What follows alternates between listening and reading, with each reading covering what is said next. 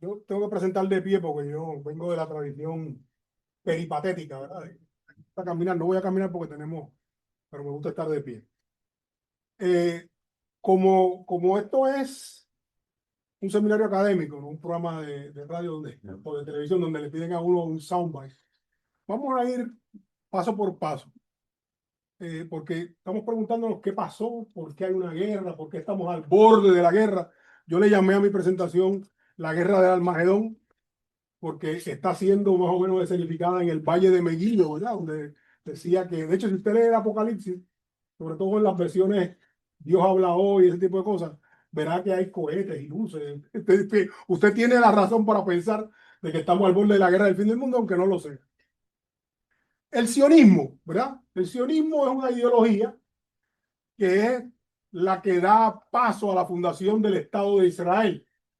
El sionismo comienza en el siglo XIX y se formaliza, se crea formalmente en el 1897 en el Congreso de Basilea y responde a la persecución de los judíos durante el siglo XIX en toda Europa. Se habla del judío errante, ¿verdad? Los judíos eran discriminados. ¿Y por qué eran discriminados, no? Eran discriminados en parte porque había el auge del nacionalismo, había una idea nacional, los franceses, los ingleses, cada espacio, ¿verdad? Incluso hay una cosa que se llaman los Balcanes, ¿no? Bosnia, Herzegovina, que estos eran unos estados pequeñitos que afirmaban su identidad nacional. Y esa identidad nacional, bajo el Imperio Otomano, era una identidad o cristiana o musulmana, donde los judíos no cabían. ¿Verdad? No era culpa de los judíos, téngalo claro, contra ellos se discriminaba porque eran distintos, ¿verdad?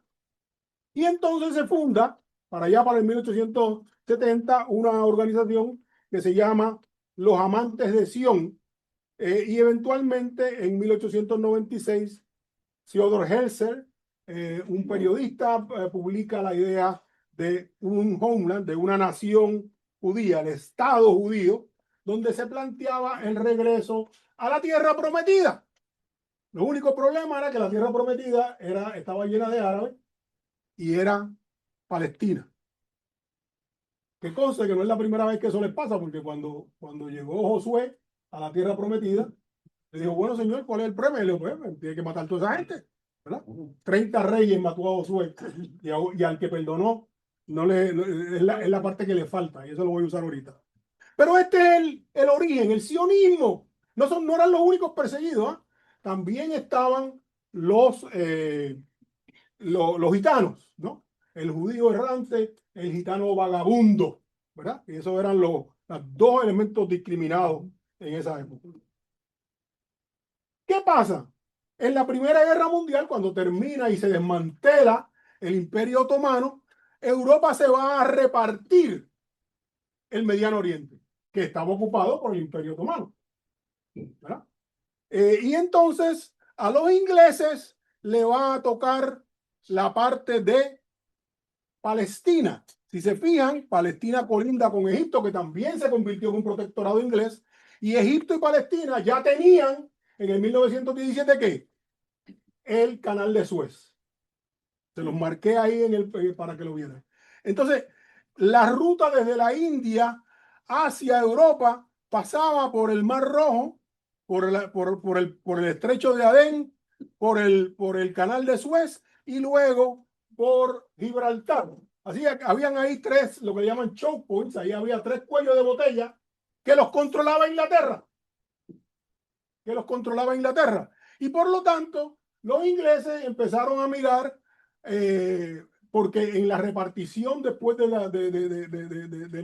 que cayó el Imperio Otomano, a los ingleses y los franceses se iban a repartir el Mediano Oriente. ¿Y qué dicen los ingleses? Vamos a buscar aliados. Y entre los aliados que buscan es el aliado palestino. Por eso la declaración donde se acepta la intención de establecer un Estado palestino, un país, un Estado judío, un país para los judíos, es la declaración de Balfour, una declaración inglesa, que luego es refrendada por la Liga de las Naciones.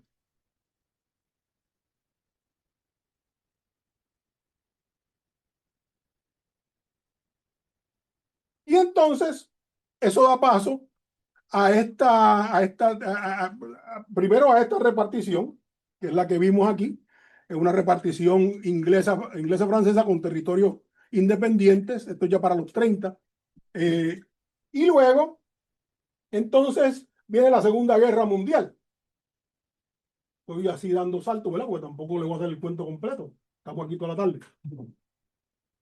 En la Segunda Guerra Mundial se establece Israel, se crea el Estado de Israel en el año 1947. En el 48 se da la independencia y lo primero que pasa es una guerra de los estados árabes contra los judíos, ¿verdad? Eso era Palestina, pero había una diferencia.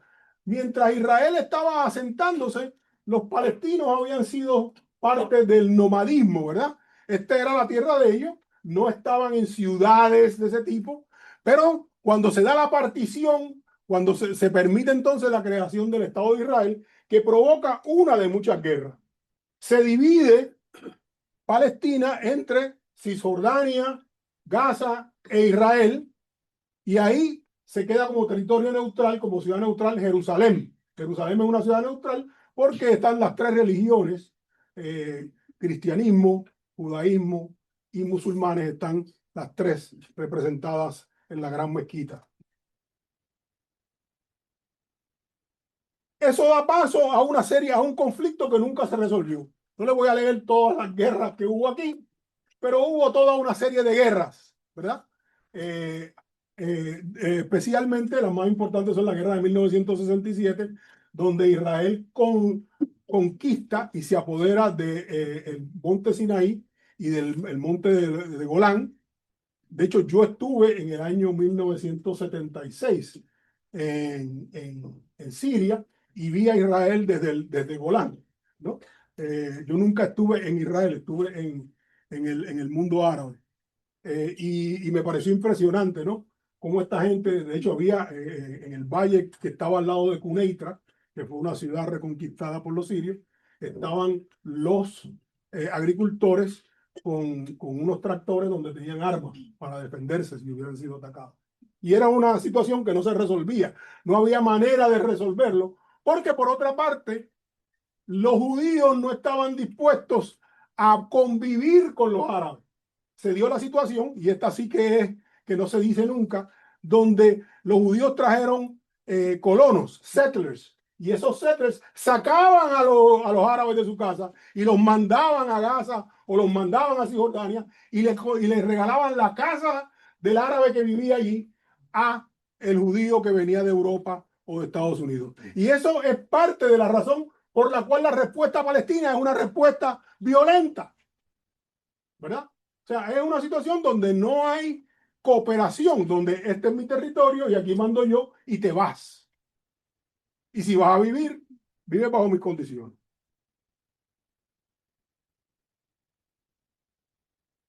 Así que hubo toda una serie de guerras desde el año 1948 sin parar hasta la guerra de Irán. La última que vimos antes de la guerra de Irán fue el genocidio de Gaza. Y téngalo claro, eso fue un genocidio. O sea, eso fue una destrucción total. Ahí no hubo. Y yo no estoy diciendo que Hamas o que Hezbollah son estas monjitas, ¿verdad? Yo no estoy diciendo que estos son gente, son terroristas. Pero el problema es que la respuesta al terrorismo no puede ser más terrorismo. Sí. Disculpa por interrumpir, pero tengo una pregunta. Básicamente lo que pasó entre Gaza, o sea, Israel se formó en el 1945, como usted. 48. 48. Y antes de eso era Palestina, completo. Todo era Palestina, correcto.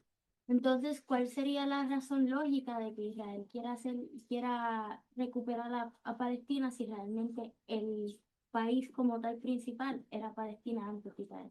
Lo que pasa es que en la medida en que no hay, en la medida en que no hay reconciliación, no tiene lógica, la guerra nunca ha tenido lógica. En la medida en que no hay reconciliación posible, el objetivo de Israel es establecer un territorio periferal neutral donde no sea atacado.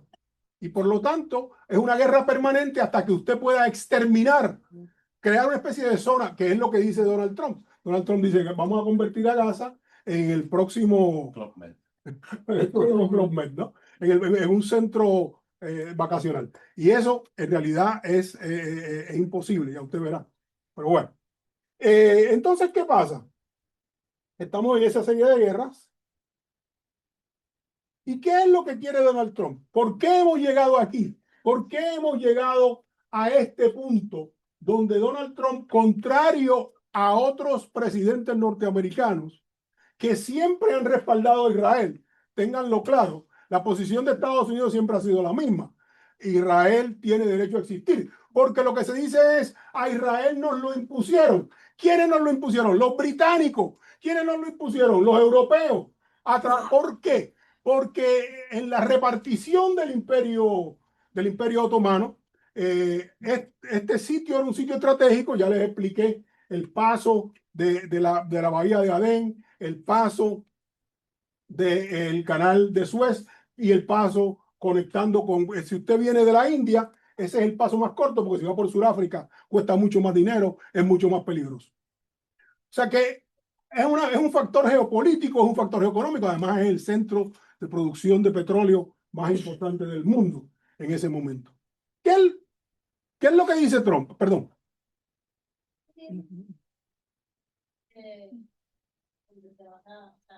La doctrina Monroe había bajado en Estados Unidos, pero es como ciudadanía, ¿no? O sea, ¿Cómo qué? esa es la doctrina Monroe. Sí, yo he escrito sobre la doctrina Monroe. De hecho, lo que pasa es que la doctrina Monroe aplica a América, no aplica al Mediano Oriente. Pero se lo explico ya mismo, no hay problema. Volvemos a eso cuando lleguemos a Venezuela. Pero ¿qué es lo que pasa? Donald Trump, el gobierno de Donald Trump en noviembre pasado publicó un dossier de política estratégica, la nueva estrategia norteamericana en el mundo. Y esa nueva estrategia dice, mire, lo que queremos nosotros es bien sencillo. La doctrina de Trump es America First. Lo que quiere América, somos aislacionistas, cosa que ha traicionado. Porque él decía, no voy a meterme en más ninguna guerra, que se maten toda esta gente, estos árabes que se maten los unos a los otros, estos chinos que se maten los unos a los otros.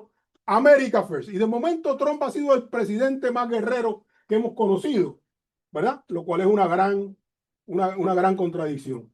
Y afirma el objetivo de la política estratégica norteamericana es afirmar la primacía, la supremacía en realidad, política, económica y militar de Estados Unidos sobre todo el mundo.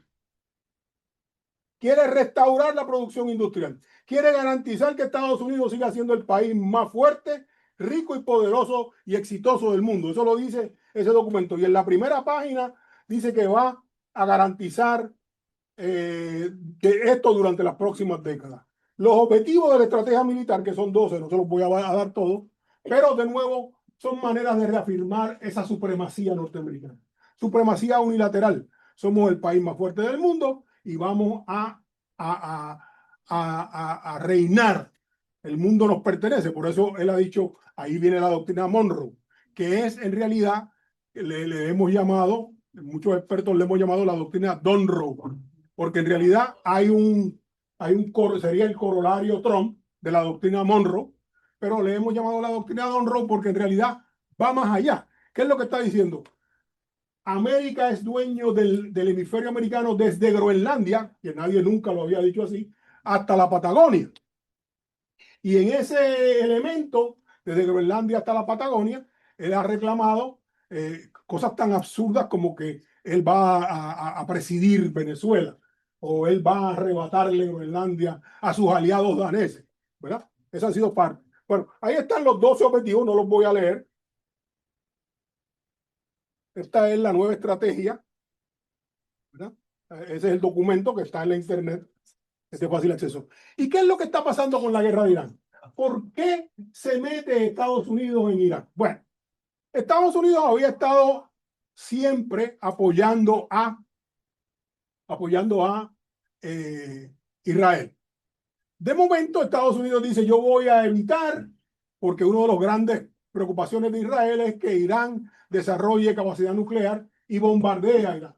Pero esa capacidad nuclear nunca se ha probado. Curiosamente, el único país con capacidad nuclear en el Oriente Medio es Israel. Israel, yo leí una vez en los años 80 un libro que se llamaba The Plumbat Affair, y el Plumbat Affair te describe cómo los israelitas obtuvieron el material para enriquecer el uranio, para hacer bombas, para hacer, ¿verdad? Aparatos de detonación nuclear. Tienen 90 cohetes nucleares, 90 warheads, ¿verdad? 90 nuclear heads, que son explosivos nucleares. O sea que el único que tiene la capacidad de hacer una guerra nuclear en el Oriente Medio es Israel. Pero ellos acusan a Israel. ¿Y qué dice Trump? Bueno, yo los voy a ayudar. Y Trump viene hace unos meses, lanza un bombazo que supuestamente destruyó todas las facilidades nucleares de Irán. ¿Por qué entonces ahora vuelve de nuevo, ya que se declaró que lo había hecho, a hacerlo? Bueno, lo que yo infiero, y esto es una hipótesis, es que Israel, el Mossad, obtuvo inteligencia de dónde estaba reunido el Consejo Supremo de Irán. Y dijo, nosotros los vamos a atacar si ustedes no los atacan. Y Trump, por no perderse la oportunidad de lucirse, fue y destruyó y efectivamente mató el Consejo Supremo de la República Islámica de Israel, de Irán. Pequeño problema. ¿Y ahora qué hago yo? ¿Se acuerdan de aquella canción? ¿Y ahora qué hago yo, Wilfrido, con el velo, la corona y el vestido? O sea, matamos a todo el mundo. De hecho, es gracioso, ¿verdad? Porque Trump, téngalo claro, Trump es una persona mentalmente enferma. Trump dice, Trump dice, una de las cosas que dice Trump en estos días es, bueno, nosotros no sabemos con quién vamos a sustituir a este Consejo Supremo, pero algunos de los que teníamos en mente los matamos. They're dead. O sea que Trump, el problema es que cuando usted se mete en un sitio que puede haber problemas, usted lo primero que identifica es la puerta de la salida. ¿A dónde es que usted va a correr? Usted cuando entra en una guerra tiene que tener lo que se conoce como un exit strategy, una estrategia de salida, aparte de tener un objetivo. Ok, ya acabé con esta gente, ¿ahora qué hago? Ah, yo no quiero cambio de régimen, pero quiero que el régimen cambie. Eso los cubanos le decían ser ojalatero. Ojalá pase esto. Usted no puede ser ojalatero si va a invadir a un país con el ejército más poderoso del mundo. Entonces tiene ahora que no tiene la organización para transitar a un nuevo régimen. Y entonces están empezando a hablar, por ejemplo, del hijo del Shah de Irán. Como si el Shah de Irán hubiese sido un gobernante democrático. El Shah de Irán no era un dictador, era un tirano totalitario. El totalitarismo, el mundo, todo el país de Irán respondía personalmente al Shah. Y a usted lo torturaban. Las torturas del Shah de Irán fueron importantísimas para denunciar la crueldad humana. Lo menos que le hacían a usted era que lo colgaban boca abajo y le daban con una vara en la planta del pie. Esa era la tortura más liviana del Shah. Así que eso de hablar de que el hijo del Shah que va a volver, o sea, usted va a volver aquí al totalitarismo. A eso es que usted va a volver. No hay estrategia de salida. La vieja felicidad colectiva, como decía José Luis González. Los viejos tiempos. Y entonces, ¿qué pasa? Ya destruyeron.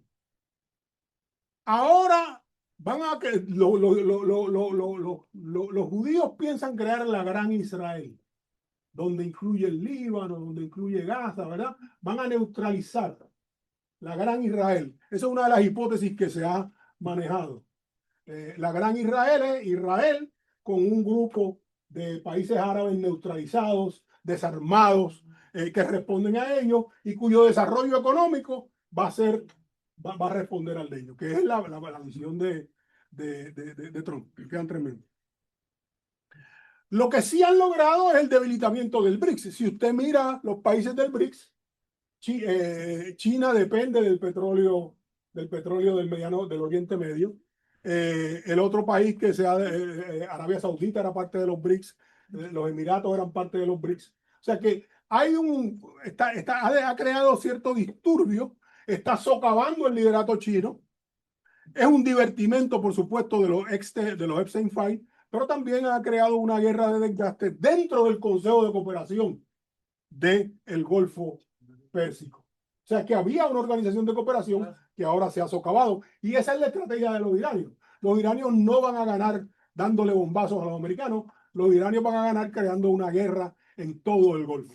Doctor, una pregunta que ya que usted mencionó los Epstein Files. ¿Usted piensa que el presidente está dando la guerra de Irán con Israel para como que desviar la atención? Es una estrategia vieja. Cuando lo de Mónica Lewinsky Exacto. se armó la guerra de Afganistán.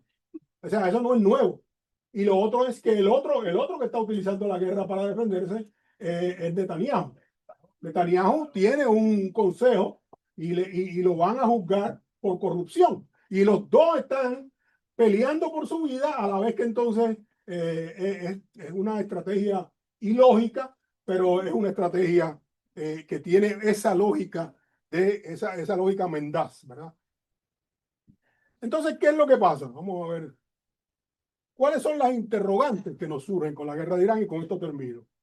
Primero, Trump rompió la promesa aislacionista. Trump rompió la promesa de América. ¿Usted me quería decir? Sí, hablando de los BRICS, yo pienso que es interesante porque Rusia es uno de los países que son parte de los BRICS, pero gracias a lo que está pasando, especialmente con el precio del petróleo, ellos están ganando por la guerra que está pasando en Irán, porque ellos ahora le están vendiendo petróleo a China a un precio más alto, y hasta el presidente ha hablado que está negociando el embargo que tenía contra Rusia y muchos países en Europa también, porque no tienen otro país donde le pueden con quien comprar el petróleo.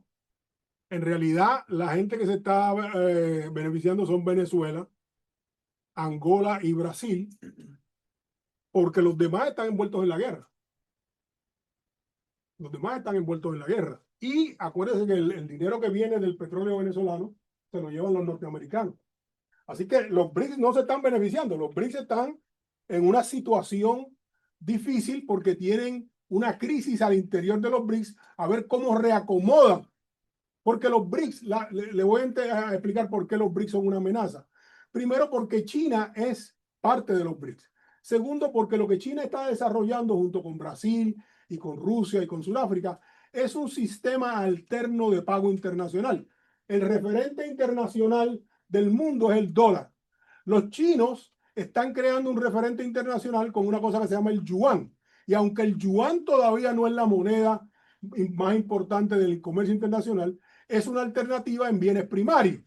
Y por lo tanto, Venezuela, que había tenido muchos problemas con el desabastecimiento, lo resolvió con los BRICS, porque aunque Venezuela no es parte de los BRICS, compraba de los BRICS y compraba con yuanes, no con dólares. Así que las sanciones norteamericanas funcionaron menos por culpa de los BRICS. Por lo tanto, China es la estrategia de los BRICS. Brasil es la estrategia de los BRICS. Cuando Trump le impone aranceles irrazonables a China, China deja de comprar soja de los Estados Unidos y se la compra a Brasil y a Argentina. Y por lo tanto, quienes se afectan no son los chinos, son los que cultivan y los que exportan soja en Estados Unidos. Así que eso es lo que está pasando. Y Trump no sabe, no tiene una estrategia coherente. Trump es un individuo que se cree que esto es una corporación y si usted le mete un cañonazo y ya tiene que doblegarse. Y no ha logrado que se doblegue. Rompió la promesa aislacionista, quebró la alianza de la OTAN. Déjeme terminar. Quebró porque si no, después pues, Pepo me baja. Quiebra la alianza de la OTAN, traiciona el lenguaje pacifista, él quiere un premio de paz y lo que ha hecho es guerra. Profundiza la crisis económica estadounidense. En este momento la crisis económica estadounidense se está profundizando. Debilita la ONU, intenta debilitar a los BRICS y no tiene solución de salida. Es imposible un cambio de régimen. Trump se ha metido en un callejón sin salida y ha metido a la humanidad al borde de una tercera guerra mundial que a nadie le conviene, solo a él para deshacerse de los Epstein Files. Muchas gracias. Una pregunta rapidito y para pasar pues esa es la razón de por cual Estados Unidos está amenazando, porque lo que me refiero mucho es que a pesar de que sí, Estados Unidos se está metiendo a países donde el sistema de gobierno político y económico no es con el que ellos van, como por ejemplo Irán y Venezuela, eso da a entender por qué les interesa acercarse mucho a países como Brasil y China, por el ámbito de querer controlar el área y hacer influencia en el lugar. Bueno, Brasil y China no están cerca de, ni se han acercado a Estados Unidos, al contrario, están tomando distancia. El socio económico y comercial más grande de la América Latina es China. En este momento en Perú se construyó un superpuerto de Chancay. Chancay, Chancay. el puerto de Chancay. El puerto de Manta en Ecuador lo habían estado planificando como una alternativa también. Y los chinos están en toda América Latina. Y ese es el gran problema. Los chinos están operando uno de los trenes de Chile. Además de la Luma de Chile, la controlan los chinos. O sea, en ese sentido, ahora llega a la derecha este señor Kass, que es medio fascista. ¿Y qué pasa? Que tiene ahí a los chinos. ¿Y qué va a hacer? ¿Verdad? Pues me imagino que es lo mismo que va a hacer Jennifer con Luma. Tragárselo, ¿no? Pero se pudiera decir que se puede ver que Estados Unidos está cayendo. O sea, Bueno, lo que dice un general, yo he estado viendo unos podcasts, los generales, hay toda una cosa, hay una narrativa circulando, que Estados Unidos está en la quinta fase de todos los imperios que caen, que es el endeudamiento, la guerra. Ciertamente, a mí me está sorprendente que Trump haya empezado a desmantelar el imperio estadounidense él mismo. Porque el imperio estadounidense todavía tenía cabulla. O sea, el romper la alianza con la OTAN, es una de las más grandes estupideces que yo he visto en mi vida. De hecho, en este momento, uno de los profesores aquí el otro día, en una conferencia que yo vine, describía un mundo de 4 polos, ¿verdad? El chino, el europeo, el norteamericano, ¿y cuál era el cuarto? El ruso. El ruso. O sea, había 4 polos. Estados Unidos sigue siendo el más fuerte, pero hay 4 esferas de influencia. Pero esas esferas de influencia no son militares. Esas esferas de influencia son cadenas de valor global. O sea, hay una cosa que los chinos le llaman la ruta de la seda, Yes. Sí. que es en realidad una cadena de valor, donde usted circula bienes, capital, donde usted circula recursos, y eso está al margen de la norteamericana. Y la norteamericana partió su propia cadena de valor, que era la dominante, la acaba de partir. Los chinos están por su lado, los rusos han asumido por su lado, y los pobres europeos, que no son tan pobres nada, se han quedado con una sombrilla en medio del huracán, rearticulando. Y fíjese que hay 2 líderes, uno de derecha y uno de izquierda. España dijo, no puedo usar mis bases. Y la fascista italiana, Merloni, dijo, no puedes usar mis bases. Yo estoy que no entiendo, porque hay un nuevo orden mundial. Lo que pasa es que todavía no sabemos para dónde va, porque en el claroscuro lo que hay son monstruos. Y el monstruo más grande de este claroscuro se llama Donald Trump, que es un loco. Téngalo claro. Si hay alguien del FBI, del Departamento de Estado, por favor, comuníquele que el doctor Emilio Pantoja entiende que está loco de remate y nos va a llevar a la Tercera Guerra Mundial. Bueno, cuidado que no se A mí, yo como demasiado. Y no que pasar con nuestra rivera, pero es cortita. No, no, perdón. Bueno, voy a pasar y si lo quieres poner para el final cuando José Rivera. Bueno, es que falta José Rivera por exponer. Sí, rapidito, primero que nada, reconozco la